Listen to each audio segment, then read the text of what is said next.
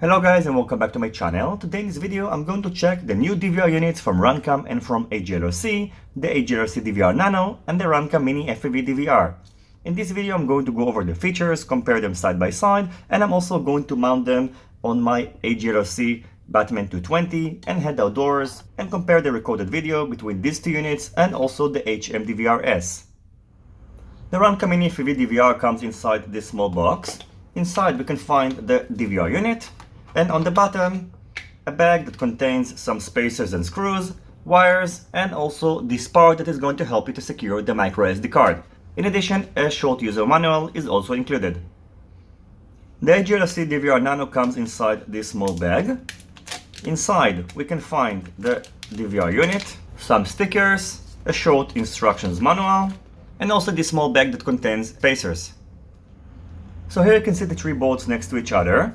Both RunCam and HGLRC boards offer a 20 by 20 mm mounting option, and the HMDVR-S is lacking this feature, although it does come with a case. I've already decased it, so it's going to be easier for you to mount it inside the case. However, I think that these boards are designed to be used with micro quadcopters that usually use 20 by 20 mm stacks, so it's going to be easier for you to mount it on the top of the stack with a 20 by 20 mm mounting option.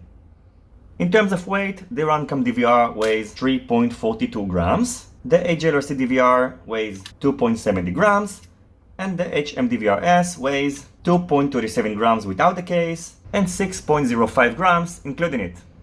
This three board supports both NTSC and PAL and are going to auto-detect the signal.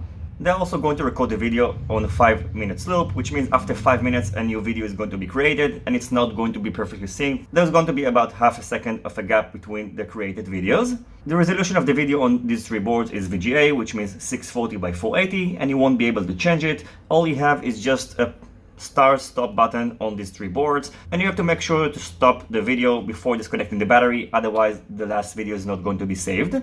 The video on RunCam's DVR is going to be recorded at 30 frames per second when it's on NTSC and 25 per second on PAL. The DVR Nano from HGLRC records at 24 frames per second, and the HMDVR-S records at 30 frames per second.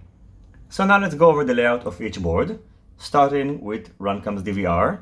First of all, over here we can find the start and stop button. As far as I know, this is the only unit that auto starts the video recording when it's being powered on. I'm not sure about the DVR Nano, but I'm going to check it out later. On the bottom we can find the audio in, video in, ground, and plus 5 volts out pad.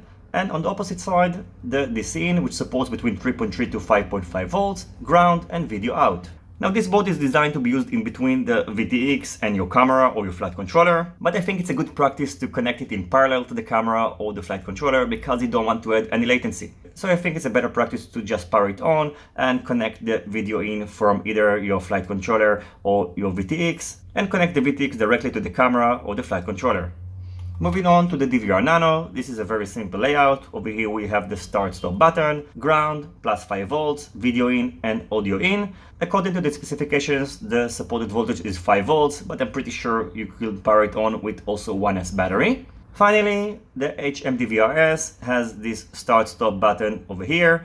The micro SD slot is located over here, which can be a little bit inconvenient. For example, on both RunCam and DVR Nano, we can see that the micro SD slot is located on the opposite side of the power button. So if you place it, for example, like that on a quadcopter, both sides are going to be exposed. And on the HMDVR-S, it's a little bit more problematic because if you are going to place it like that, for example, it's going to be hard for you to reach the recording button when the micro SD slot is going to face the side. And if the start-stop button is going to face the side of the quadcopter, then the micro SD slot is either going to face the front or the back. So the design of the DVR Nano and RunCam's DVR is better.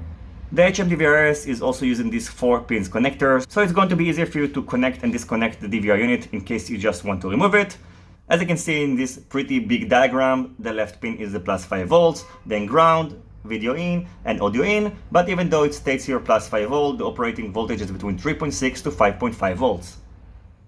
So the next thing I'm going to do is to mount these 3 DVR units on my HGLRC Batman 220. I'm also going to use the same SD card on each DVR unit.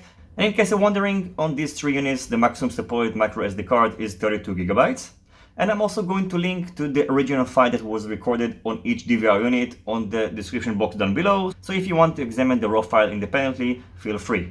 So I hope you will enjoy the rest of this video. As always, if you have any questions about these DVR units, feel free to ask it in the comment section down below. Don't forget to leave a thumbs up if you like this video, and consider subscribing to my channel and hitting the notification bell if you're not already subscribed. See you in my next videos, and goodbye.